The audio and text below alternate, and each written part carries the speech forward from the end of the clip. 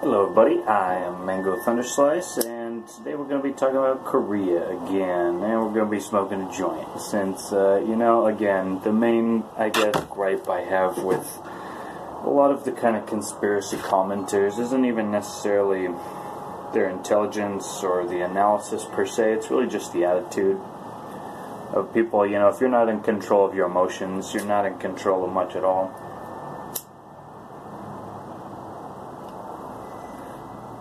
But new stuff happening warrants discussion, and feeling like it's worthy of discussion today.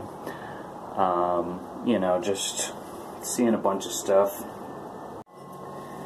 Not even necessarily things that didn't already know, things I had speculated, but just to hear people say it is kind of disturbing. What I'm talking about, I guess, in that sense is I just watched a video about what North Koreans think of America. Very good video. Encourage you to watch it. Just type that into Google. What North Koreans think of America. And it's very enlightening as the situation and why, I feel compelled to make this video and just kind of counteract just a lot of the stupid stuff that's out there being said. I guess that's kind of the alt media. It has its kind of downfall, just like the regular media has its downfall. I feel like the alt media is people who don't necessarily know about subjects feel called to speak upon them just because that's their thing, and they just talk about things. And even if they don't know anything about it, right, they're going to talk about it. And, I really try not to do that. I feel like I have a fail-safe where my brain tells me, hey, you don't really know what you're talking about right now, you should just stop. And sometimes I listen, sometimes I don't, but I'm trying to get better. But the point is that, people keep trying to make this comparison that North Korea is just like Libya under Gaddafi, and North Korea is just like Iraq under Saddam Hussein. Even the North Korean minister just said that same freaking thing at the UN. Right? We're just like Iraq. Hey, we're not a bad guy over here, right? Remember that George Bush bullshit, right? It's just that all over again. Right? Playing the victim card like, like North Korea is just this poor victim in the situation, and victim of U.S. imperialism and aggression. And again, it's like, I'm very well versed in the history of U.S. imperialism and aggression, trust me. And that's kind of part of the reason why I'm so irritated about people characterizing North Korea in this way, and the Kim regime, is because that's total horse shit, right? Who started the Korean War, right? There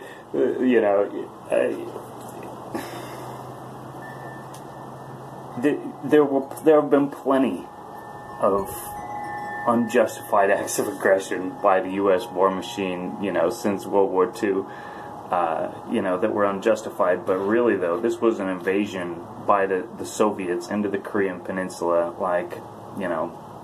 It was not just you can say that, machinations from the UN and just certain, communications, led to that happening, but you can't say that, the United States just invaded Korea and that's why the Korean War happened. No, that's totally ignorant of history.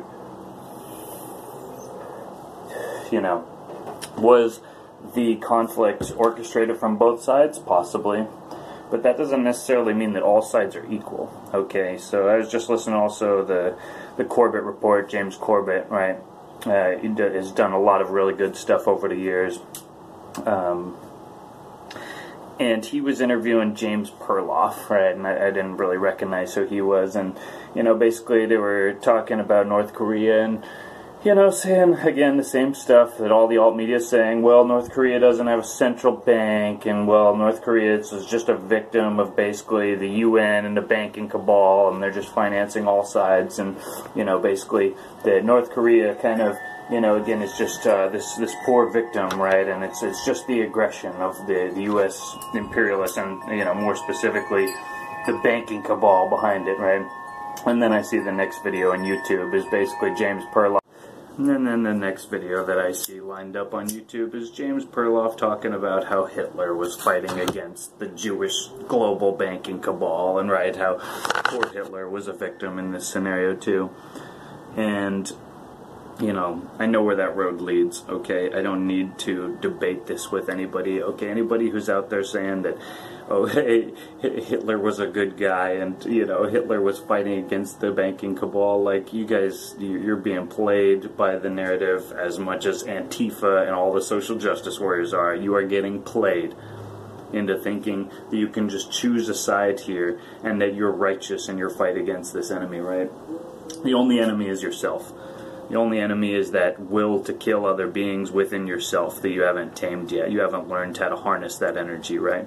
So you're an animal pretending to be a human, you know, and justifying your animal instincts, right, with pseudo-philosophy, right? Go read some more Mein Kampf, okay? It's for a whole, you know, whole lesson on that sort of deranged mentality, right? Hitler was not a fucking opponent to the global banking cabal. He was just another stooge of the empire, right? And again, this focus on the bankers is a distraction in and of itself. Okay, all power comes from the imperial structure, okay? The banks don't just pop up out of nowhere in a vacuum, okay? When you really look into geopolitics and how this whole situation evolved.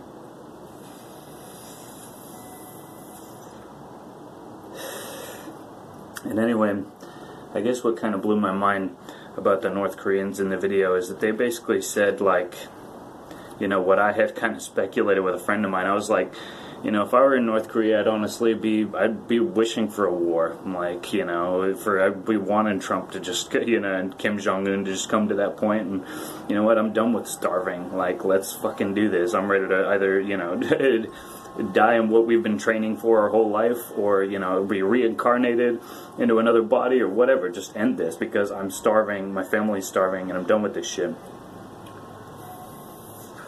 And listening to the North Koreans, what North Koreans think of America is pretty much what they said.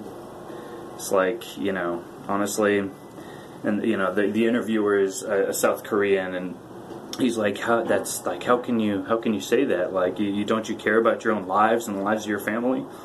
And the North Koreans are like, you're talking like a person who's well-fed, right? Whose family is well-fed, who lives a, you know, a cush life, a happy life, right? With all these material benefits.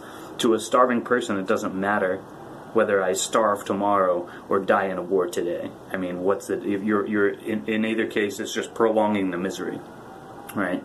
So this is really the factor when people want to get all self-indignant and say, oh, poor North Korea is a victim, just like Libya, just like Saddam Hussein, just like Syria, right? And the whole war is just because U.S. is a big, meanie bully head, right?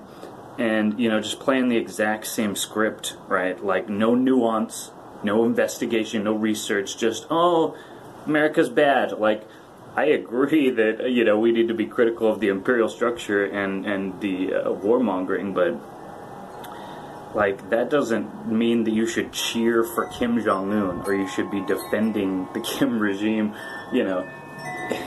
And honestly, that's what it comes down to. As I see all these comments, see all these, you know, people all over the internet. Basically, they're very well versed in the anti-Semitic, you know, propaganda. They're very ready to hate the Jews, but anybody who's not the Jews apparently deserves a free pass. You know, basically in this rabid, you know, collectivist mentality. Again, the left is not the only victim of this bullshit. Okay, the right has its own friggin' form of it, and it is, you know, particularly ironically, the ethno-nationalism run wild. It's people believing that the Jews are the enemy of society. Like, give me a fucking break. Okay? Like, that... Do you really think that every single person of the Jewish faith is, like, involved in this massive conspiracy? And do you really think that the people at the top who are claiming to be Jews or Catholics or atheists or whatever are really that when they're sacrificing humans and animals to Baphomet? Okay, they're Satanists. They're all pretending to be this or that. But they're Satanists. They believe in their own empowerment at the expense of every other living being on this planet. Right? That's their religion. And that's not Judaism. And that's not even Catholicism, and it's not atheism for sure. That's Satanism. And, you know, the Korean War was the first real kind of war by the, it wasn't a conventional war with a declaration by Congress. It was like a UN action, right? And, so the argument from, Corbett Report is basically the UN maneuvered this war into place so that, U.S. could act as a peacekeeper and, right, submit to global government. Well, I think that if the Korean War began with a push to create a global government and eliminate sovereignty, I think Trump's speech really elucidates that this war could end with the restoration of national sovereignty, a new international legal framework.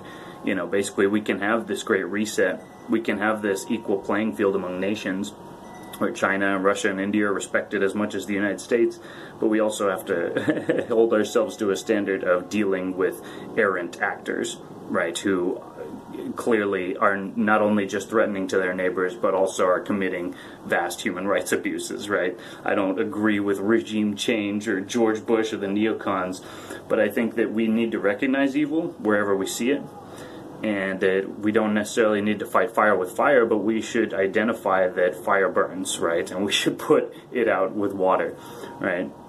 I do think that there's a peaceful solution with the North Korean situation. Obviously, Kim Jong-un doesn't really intend to use nuclear weapons, right? He's just, the bluster has just reached this fever pitch and is just like to the point of just total insanity, right? But that's the thing, is that their grip on the North Korean population is also cemented by this bluster and these rabid threats, right? So the fact that the threats are increasing means that Kim is actually more desperate. And the question is, why even do all this? Why provoke Trump in the first place by doing all this shit? It's because, Kim's rule himself is, is not solid, right? And, even the North Koreans who, escaped were saying that exact thing.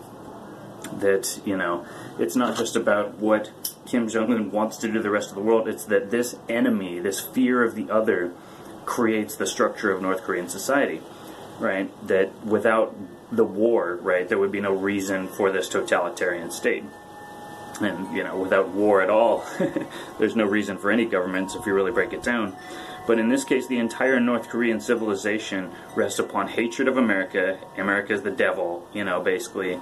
And, at this point, if we're really talking about, a battle between intelligence community factions of white hats versus black hats, we're really talking about the taking down of rat lines, of human trafficking, of illicit drugs, trafficking, heroin rat lines, right? We're talking about human slavery. We're talking about rogue nuclear material trafficking.